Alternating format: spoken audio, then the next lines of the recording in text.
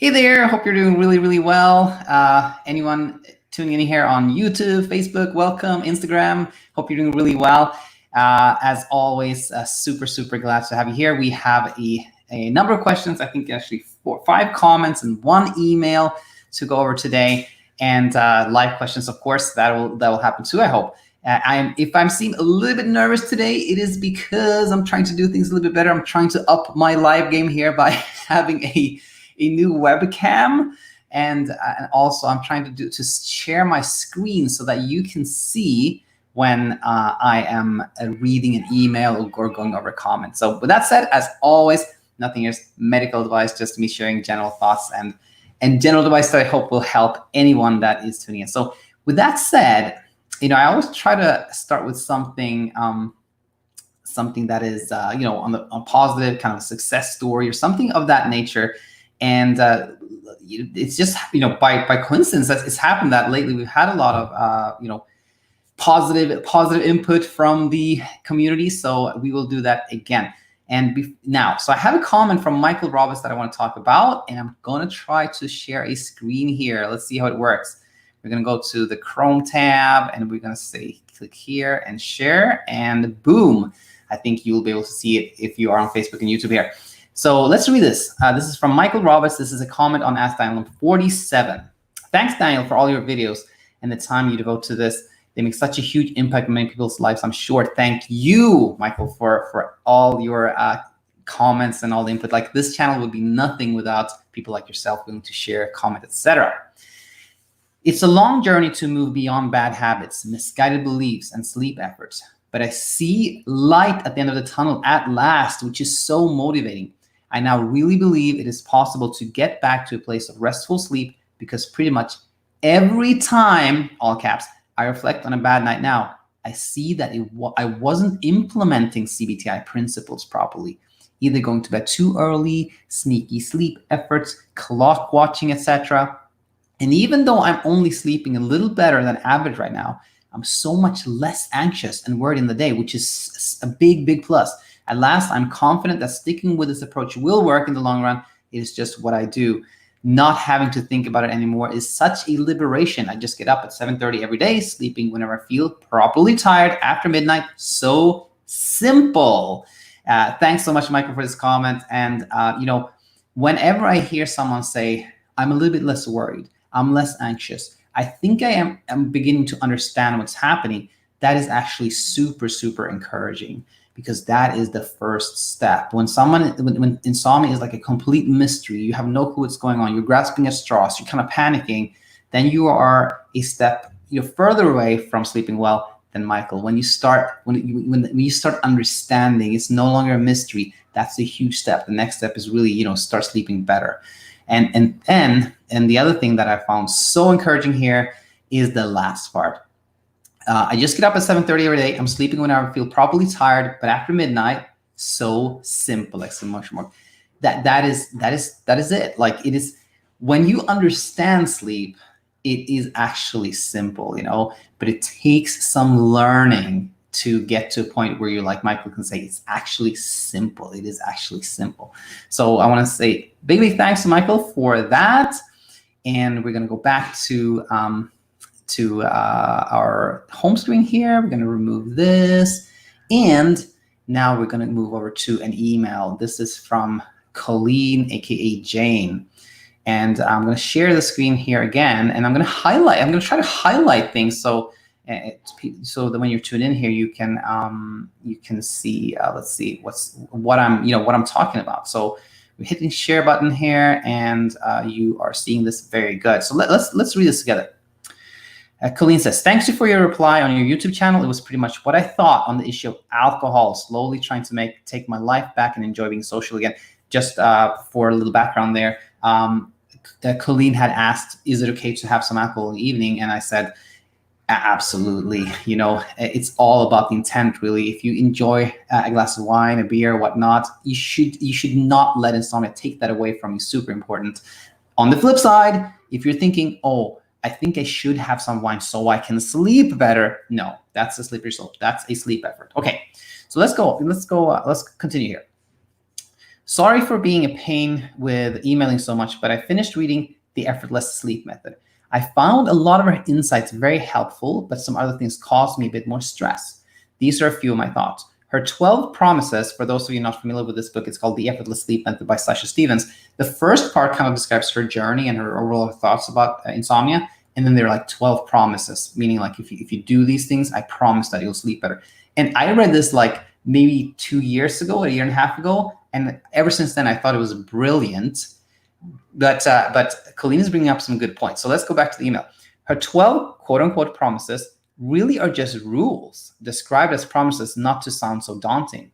She does allow for occasional slips, but basically her book says if you follow her rules to the letter, your sleep will improve. And if you don't, you'll be stuck with insomnia forever. She does allow a bigger, more lenient sleep window. And for those of you new to the channel, sleep window is when you deliberately spend a little bit less time in bed so that you're sleepy when you go to bed. And it's also a very important psychological step away from trying to sleep. In classical CBTi, it's often like you should only be 5 hours in bed or something kind of strict like that. And I've really taken a big step away from that. And that's what Colleen is talking about here. So the author of this book also agrees with that. She allows a bigger, more lenient sleep window, but stresses getting up at the same time every single day, which I know is best. But even you said if the alarm goes off and you could easily drift off for another little bit, it's okay once in a while. I agree. Also, she does promote getting out of bed, just allows a bit more time. I understand this is important too, but you've also said if you're comfortable and not stressed, it's okay to just enjoy the relaxation of being in bed. This is also a discussion between my husband and I. He wants me to just enjoy the feeling of being comfy and cozy and give myself time to fall into sleep, but I stress with following the rules. She also instructs that a relaxation technique is pretty much mandatory and to do it even on nights you aren't stressed every night, which to me sounds more like a sleep effort. Honestly, I was doing better before I finished the book. It kind of stressed me out trying to stay positive and rewrite my story to a positive outcome. I do agree with not talking about my problem, which I know I have been very guilty of. So hi there, somebody's chiming in on Instagram. I do agree not talking about my problem, which I have been guilty of. So I'm really working on changing that. I know it's all in my mind. I know I'm still trying too hard at times to care and do everything right. So I guess just a bit of struggle point today. She also advocates not doing searches, looking for advice, etc. So I often wonder if I should even be listening to your channel or emailing you. So much to consider. I had 2 great weeks, so I know I can get there again. We'll keep on. Another sleep effort question. What do you think of screen time or blue light blocking glasses as sleep effort as well? All right. So I want to, so this book by Sasha Stevens, I think is a really, I still think of it as a really good book. But when I read this from Colleen, I was like, maybe I should reread this book because Colleen is bringing up a lot of good points. And I know that the tone of this book is very much like, she's very kind of strict, like you got to do this, etc. Which I think for a lot of people is helpful. You know, I think I'm personally more of kind of cheerleader, like, hey, you can do it like that. Some people need that kind of like tough love, like, no, you got to get up, you got to do this, you know? So I think it's very good for a lot of people. But again, I totally agree with you, Colleen. I think rules and there are no rules, you know? There's just like, you know, what should I put it, like rules of thumb, you know? It's good to get up about the same time every morning, but it's all about intent, I believe. And that's where I think maybe it's hard to explain all this in the book. I have a little bit more, you know, I have the luxury of communicating with people and having a dialogue and like, you know, and explaining my thoughts, which she doesn't have. So what I want to say is when all these kind of rules, like you should get up at the same time, you should not spend too much time in bed, blah, blah, blah. It really is all about intent, meaning if you, just like you say, if you wake up at night and you're awake, but you're feeling comfortable in bed, you're not stressed or worried, and you're awake, but you're thinking about something pleasant or you're reading a nice book, that's not a problem at all. Not a problem at all. Or if you wake up in the morning and it's like, oh, I think I could sleep in about 20 minutes. And it's not like, oh, I got to get more sleep. I got to, that's never good. If you're trying to like make sleep happen, that's better get up, you know, because then you might like, you know, chasing sleep is never good. But if you think like, you know, I could sleep in about 20 minutes, I think I'd just enjoy that. That's totally fine. So I think I'm just going to say the overall thing is like, don't forget, you know, everything you took away from that book that you liked, keep that. Everything that you felt like whatever Daniel said before was better, stick with that 100%. And you know, you slept great for 2 weeks. Absolutely. You get it 100%. And oh yeah. I want to say this one, like I totally believe in this kind of sleep detox thing too. Sometimes it's better to just like completely forget about the sleep world, and even this channel. Like, yes, sometimes it's better to just stop watching my YouTube videos. And when should you do that is a question, right? And I think when you no longer are learning, as long as you keep listening to my channel or Martin Reed's channel or anything else, and you're like, I'm learning, I'm doing better, like I'm making progress, but again, I'm learning things, keep watching as long as you're learning. But when you feel like, I think I got it, I think I've learned everything I need to know, I think there's not so much more that I need, then tune out.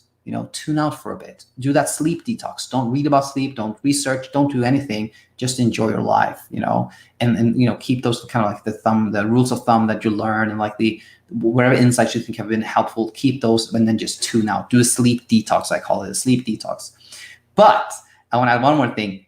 When you get to a point where you're like, I'm sleeping really well, I'm feeling confident about sleep, I have no worries about sleep, come back and share that. That would be super helpful. And then the other question from Colleen here, what do you think of screen time or blue light blocking glasses, sleep effort? Well, yeah, totally. If somebody is like, I'm not going to watch the screen so I can sleep better, that is totally a sleep effort. That is a very common sleep effort. It's a double whammy, because one, you're again trying to produce sleep, and sleep is like passive. When you don't try to sleep, you sleep better. So when you try to sleep, it backfires. So when you're avoiding something to produce sleep, that is like the one whammy. And the second whammy here is like, you enjoy a screen, right? You enjoy some Netflix or whatever it is. So when you deprive yourself of that, then you get that frustration and you think more about sleep, etc. Not good. So that is definitely a sleep effort. Blue light blocking glasses, that's definitely another sleep effort. And why I think that one is so problematic is that, let's say you have a sleep effort like exercising. Somebody's like, I gotta exercise more so I can sleep more.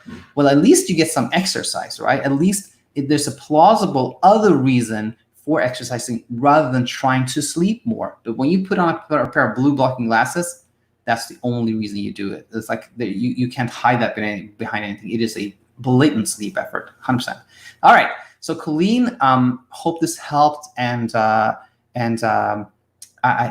if I get another email from you in a couple of days, awesome. I'll be happy to get that. But if you tune out and you do well, that's super. But please come back and share if that happens, like you do really well and you tune out, etc. So I want to thank you, Colleen. And with that said, we're going to swing back here and stop sharing this screen. And then let's go back to the comment section. So we talked about Michael Roberts' comments. And then I have a little list here. We're going to go back to the comment section, and I'm going to share that with you, of course. I hit the wrong button there. Chrome tab. I want to share the comment section. There we are. We're seeing that? Yes, you are. Very good. So we're going to look for a comment by Malena from a couple of days ago. And it's not that one. I believe it is this one. Okay, so let's read this comment from Malena. I think there are actually maybe two of them. Yeah, there are. Okay, cool. Let's go with this. So by the way, first of all, thanks, Malena, for staying in touch. And this is a comment on Ask Daniel 47. Malena says, 2 days ago, hi, Daniel. Let me just say, working on my thoughts and learning about insomnia is what helped me so much. I now believe that without learning about insomnia, nothing will work. With that being said, I've implemented sleep restriction for about 6 weeks now. That is, spending less time in bed. I've done great. And I had a couple of rough nights. It was hard for me to fall asleep, and I felt the anxiety of sleep coming my way, which made it harder to drift off. But overall, great. The next day, I will usually do better. I'm actually surprised how fast sleep restriction worked for me. I started noticing how I began getting sleepy closer to my sleep window, which was so cool because I had forgotten the cues. My question is, when is one not considered an insomniac, and when is it okay to let go completely? I've just thought to myself, do I have to be on sleep restriction for the rest of my life, or should I just increase my sleep window by 15 minutes? Is that weird when I already have a sleep window of 8 hours? LOL. The reason why my sleep window is so long, and I think I did well, was because I remember from an episode you mentioned to not make a sleep window so drastic and strict. I remember when I was a great sleeper, I used to sleep what I believe was 9 or 10 hours. So I decided on 8, and I think I sleep 7 of 8 hours. The reason why I believe in the long run having a sleep window can actually backfire is because it's a constant reminder that you have a sleep window because you struggle with sleep. I would love to hear your feedback on this. Thank you so much. P.S. The day I found your channel is the day I kept climbing up the mountain and I didn't get stuck if I stumbled on a rock. Thanks so much, Malena. Love it. And that last thing is like an analogy I use all the time, which is like, if you're doing better, you're starting to like, implement the education and behavior change that I talk about here. And then that's kind of like hiking towards a mountaintop where there's good sleep. But if you have a night where that's off, 2 nights that's off, etc., that's like you stumble on a rock. And if you get stuck there, if you look at the rock, examine it, you wonder why you're stuck there, etc., you're not going to move forward. But if you just keep climbing, ignore the rock, you're going to do really well. And let's see. Oh yeah, that was it. So first of all, this is an amazing comment. This is an amazing comment because there's so much everyone can learn from this. First thing Malena says, education is the key. I so believe that too, more than any time. It's like when you understand sleep, you understand why you have trouble sleeping, everything becomes very clear. It's kind of like anything else, really. Like if you understand how a car works, then nothing is a mystery to you. Like when you understand how sleep works, that is foundational. And overall, super happy. Like Malena has done so well. Now. And oh yeah, one thing I want to point out. She writes here. Where is it? Here, which is so cool because I had forgotten the cues. Very, very common. A lot of people are like, I never feel sleepy. It's weird. Like I'm always so alert. And it's almost like you have forgotten how it feels to be sleepy when you've had trouble sleeping for a long time.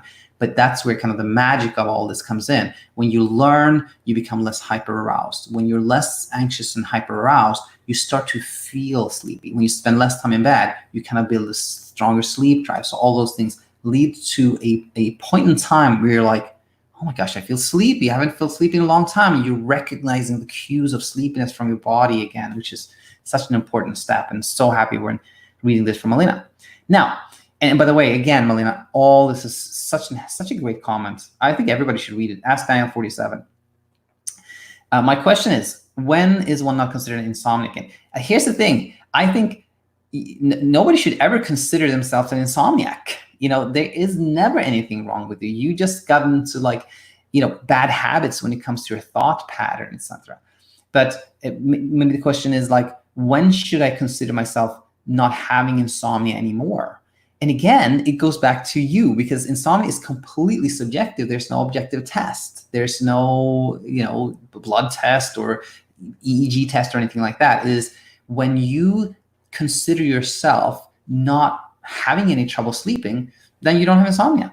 And it's funny because some people have like crazy sleep patterns and sleep very little or very erratic, but they have no problem with it. So therefore they don't have insomnia. Or other people have like, you hear their story and you're like, that sounds pretty normal, but they're like really worried about it. Well, they have insomnia. So it's completely subjective.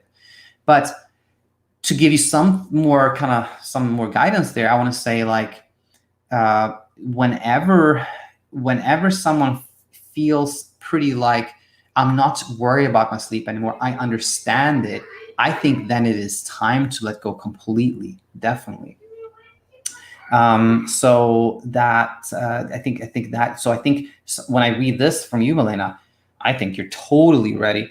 And I think you bring up another great point here is that when you're spending less time in bed deliberately to kind of like work on your sleep, yeah, that is a constant reminder that you have had or still have some trouble sleeping. So the sooner you can let go of that, the better. Now, how do you do that? Okay, I think there are two ways. And it was one of those, like, I've pondered this a bit, but I don't know which is best. But I think one is to just decide that this is it. It's over. And I'm just going to do whatever I did before I started having trouble sleeping, right? And I think probably that is the best thing to do.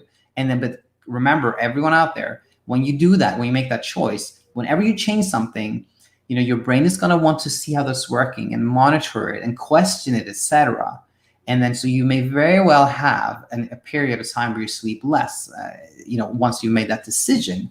That doesn't mean there's anything wrong with it. Just make the decision and stick with it, and you'll get back to good sleep. Now, the other way of doing this is, something I learned from Coach Michael, which is you can still have that time when you get up. Let's say you decide to get up at, you said, you don't have that time here, but let's say you usually getting up at 7, right? And you've had an 8-hour sleep window, which means like you waited till 11 to go to bed. Then what you can do is like you decide that after 9:30 p.m., I'm not going to check the time anymore. I'm not going to check the time after 9:30 and just do whatever I feel like. So that is a way to kind of ease out of the sleep window as well.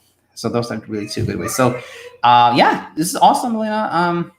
Stay in touch and let us know how things go. And thanks for all the support and all the encouraging comments.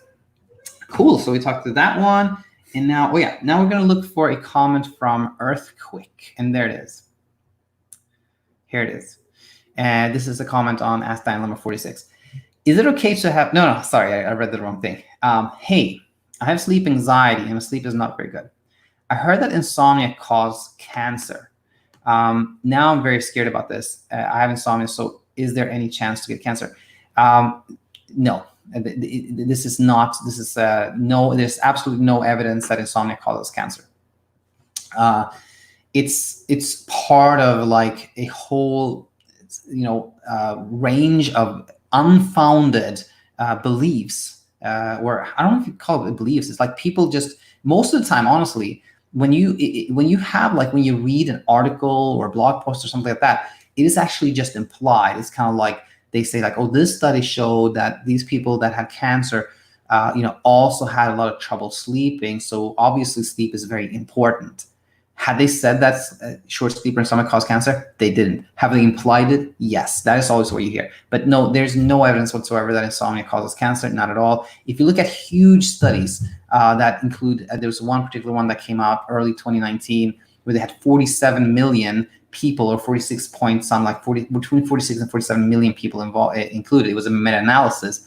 They showed that there was absolutely no difference in life expectancy between people with insomnia and those who did not have insomnia. So no, there's absolutely no such evidence. And by the way, I've written a whole book on this subject, which is somewhere behind me. It's called Why We Don't Sleep. If somebody's like worried about health consequences of short sleep or insomnia, read Why We Don't Sleep. It's on Amazon. Earthquake, hope that helped. Stay in touch. And then we're going to go to Mr. Peace. Mr. Peace had a very good question for us. And it is up here somewhere. Oh, there it is. Here it is. And this is a comment on Insomnia Insight number 314 from just yesterday. Mr. P says, great analogy, Daniel. Please correct me if I'm wrong. Hyperarousal is a state of hyperactivity and hyper-alertness caused by excessive worry, stress, or concerns, not just about sleep, but about other things too. For example, in my situation, I'm worried about my business. In order to solve this, I plan to do relaxation exercises in the day, daily. Would this be a good solution? Thank you. This is a great question. Usually when I get, this type of question, if you will, it is that somebody's already doing meditation or relaxation exercise or something like that. But now we have a question where somebody is considering that. Now, first of all, you are right. Hyperarousal is caused by worrying, stress, concern. It doesn't necessarily need to be excessive. Sometimes it's just kind of like normal, quote unquote, normal stress or concerns. Like if you have, let's say, you have a business and you're worried about it. Well, it's completely normal to be worried about it. Of course, if it's like now, things are like very shaky. So it doesn't need to be excessive necessarily. It could be like hyperarousal often is normal. It's expected. It's a completely again normal reaction. Now, I plan to do relaxation exercises daily. Would this be a good solution? I think this is a very good question, because it may seem like the answer is obvious. It may seem like, of course, you should do relaxation exercises. If you're stressed, of course, you should do something to relax yourself. But that doesn't work. That is most likely going to backfire, and I'll share why. So hyperarousal is, again, when like part of your brain is on the lookout. You know, that safety mechanism in your brain is like, has identified like a threat or a problem, which is like your business is, you're somewhat worried about your business.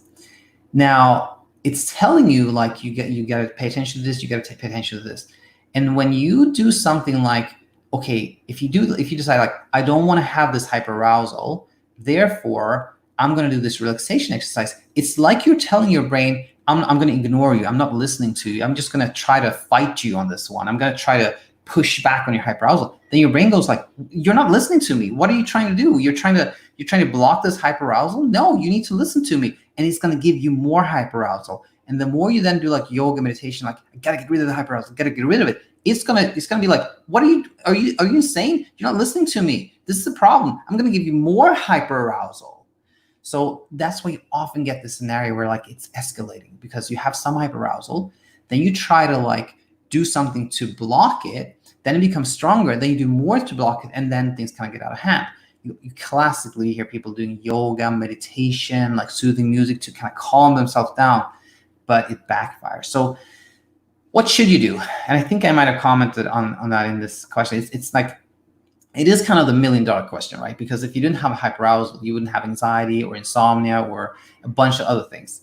So how do you work with hyperarousal? I think there are, let's say, to me, there are two really good ways. Well, let's say three. One is always education, and learning things like, I think like my playlist on the model, which you'll find in the description to this video and the recent ones, is really good. It goes over like why, it tells you, educates you on how like hyperarousal is normal. It's the body's way of like making sure we're not under threat and things like that.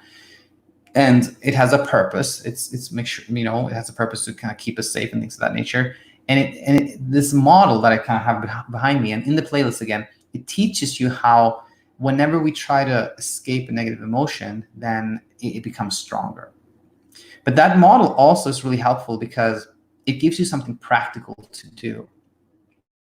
And that is thought work. That is like identifying the thought behind the feeling, which is, let's say, anxiety. And when you know that thought, you can work with it. You can find modify that thought, a different version of it that serves you better, that produces less hyperarousal. Okay, and then your body knows you're listening to it. It understands that. And then the other thing is mindfulness and meditate. Like I know I said meditation earlier as a kind of negative example, but let's just call it mindfulness, meaning you're not doing meditation, mindfulness, or things like that to escape hyperarousal, but just as a way of for its own benefit, because you would like to do it, and when you do that, it's very tricky here, because you see the intent. Like if you do mindfulness and acceptance and things of that nature without these specific intent and purpose of like making yourself less hyperaroused, that can also work really well. So yeah, I hope that helped, Mr. Peace, and thanks for all the comments. On the vendors here, very cool. Let's go to this live question. I see that came in. I hope you're still there. And Lorena, thanks so much for chiming in here. Hello, Daniel. What is your opinion on waking up at the end of a sleep cycle using an app to avoid the grogginess, etc., that comes from waking up in the middle of a sleep cycle? Should I try to achieve this? Good question. So let's see here. We will remove this for a second. And so there are a lot of apps out there that say that they can check your sleep cycles and then wake you up when you're supposed. I think they try to wake you up when you're in REM sleep, so you're not in such deep sleep, so you wake up kind of more refreshed, etc. I don't believe that really works. I don't think there's any solid evidence that it can accurately detect REM sleep, or that it necessarily is always that you feel more refreshed waking up from REM sleep. I don't think there's any evidence that waking up at the end of a cycle is better for any reason, at least on long term. Like if you happen to have, it's very rare that you have deep sleep towards the end of the night, towards the morning. And when you wake up from deep sleep, that's kind of when you feel like groggy. So it's very unlikely that you have deep sleep in the kind of towards the morning and that you would wake up feeling groggy. But even if you would, it would only last for a while. It wouldn't really impact you throughout the day. So yeah, I think whenever it comes to sleep, less is more, less is better. The less kind of gadgets and things you think about, the better. The more factors you think there are. Like, when someone has trouble sleeping, it's an interesting conversation in clinic or with clients, etc., because you're trying to solve a problem, right? And you're looking at, should I do this? Should I do that? Should I do that? And almost invariably, like 97 times out of 100, it's like, no, peel away things, try less. Don't try that. Don't go in that direction. Just like set it and forget it. Learn about insomnia and sleep, and then maybe spend a little bit less time in bed. And other than that, just like nothing else. That's really the way. So I hope that helped, Navinder. And thanks so much for being live here. I really appreciate it. I really appreciate this live comment. And then let's see. So Mr. Peace, we have one more question here from NotAnonymous. Let's see, where is it? Oh, there it is. Here it is. Oh yeah, this one. Let me share this with you. Let me share the screen here. And we are here. This came in one day ago. It's a comment on Insomnia Insight 314. Hello, sleep coach. I suffer from non-restorative sleep. I sleep fully in the night, but it feels very light and leaves me completely non-refreshed. Will having positive emotions and thoughts possibly make me sleep normal again? Much appreciated if you could answer. Love your videos. Thank you. And as I'm reading this, I'm realizing like my written reply didn't really reflect this written one, the actual question here. So I'm glad I got a chance to do this as a video too. When it generally, my big picture thing when it comes to non-restorative sleep, and that's why I wrote about it in the comment, is that when someone is like not having any obvious sleep issue, let's say they're not like snoring loudly, not having any sleep apnea type things going on, and no obvious insomnia, like not struggling with sleep, and still feels like non-refreshed, just waking up, not feeling refreshed, then most of the time sleep is not the culprit. Like the reason they're not feeling that refreshed and restored is something else often. It's something like a lot of in clinic, it's often like, I don't really like my job and I kind of dread going to work, or I feel kind of depressed, I'm a little depressed and I never really feel refreshed or out of shape. Some people are just like not in good physical shape. Like one of these things are most of the time the culprit when you have non-restorative sleep without any obvious sleep issue. That's one. Now that said, sleep feels light and leaves me completely non-refreshed. Will positive emotions possibly make me sleep normal again? I want to say this, of these three things I mentioned, like one of them is like when you're kind of like a little bit tendency towards like feeling depressed, a little bit, you don't have so much energy, you kind of always feeling tired, etc. If you somehow had more positive emotions, of course, I definitely think that could make you feel more refreshed. Absolutely. How do you get to that point? Well, that's a whole, of course, that's a big question of self. But to answer your question, will having positive emotions and thoughts make me sleep normal again? I think maybe it wouldn't change your sleep too much. Maybe it would change it to some degree, yes. But more so, I think it could definitely change how you feel about your sleep, or how refreshed you feel. And then when you feel refreshed, guess what? When you feel more refreshed, you would probably pay less attention to your sleep, and you wouldn't really find it. You wouldn't experience it as light and refreshing. So I thought I was rambling a little bit there, but kind of conclusion there was like, yes, I think if you have more positive emotions and thoughts, I think that could definitely help with how you experience sleep and how you feel during the day. 100%. All right, very cool. So I think that cool. So we kind of I think we brought up everything I was planning to do. So let's do some live questions. Love it. We have one from Navinder here. Navinder asks, does a 7-hour window count as sleep restriction? That's a good one. So I think sleep restriction is really like deliberately spending less time in bed than you typically. Oh, let me close this one, by the way. Sleep restriction is when you spend less time in bed than you typically do to in classical CBTi is like kind of to build a sleep drive to make sure you're sleepy so that you can fall asleep and stay asleep.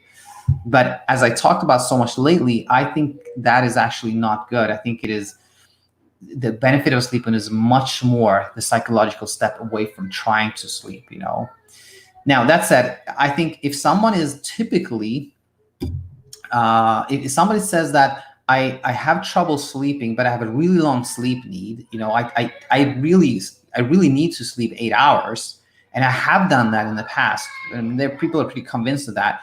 And now you're saying, now you should spend 7 hours in bed, then it is sleep restriction. Yes, that it is. But if on the flip side of that, if somebody's like, in the past, I slept really good. I slept about 6 hours or 6.5 hours. Well, then spending 7 hours in bed wouldn't really be sleep restriction. That's how I interpret it. But I think most importantly, I think spending 7 hours in bed for most people is really good. I think it's really good because it is something you can commit to without any real problem for months. Getting up at 6, going to bed not before 11. That's how a lot of people sleep at baseline, and you're still not spending an excessive amount of time in bed. So I think 7 hour works really good for a lot of people. It's funny, like philosophically, I think I've gone from I think 6 hours work for everyone, and then I think 6.5 hours is ideal for everyone. Now I think 7 hours is probably the magic number, I think now. So cool. With that said, we'll conclude here, and then we have tomorrow at 2 p.m. Pacific time. I'll be live again together with Coach Michael, and we're going to go deep into 2 emails and really focus on them, and of course take any live questions as well. So thanks so much, Devinder, Jamie, Lorena, and everybody else who chimed in here, and everybody who sent questions. Thanks so much. And by the way, if what you find here is all you need to sleep really, really well, that's fantastic. The intent with this channel is for you to never ever need a sleep coach or anything else than this. But if you think you need a little more, support or accountability or guidance, etc., then check out thesleepcoachschool.com and our free webinar for the Sleep Coaching Master program, which I'm so excited about launching now in June. So with that said, we'll conclude here, and I look forward to having you back here real soon. Bye-bye now.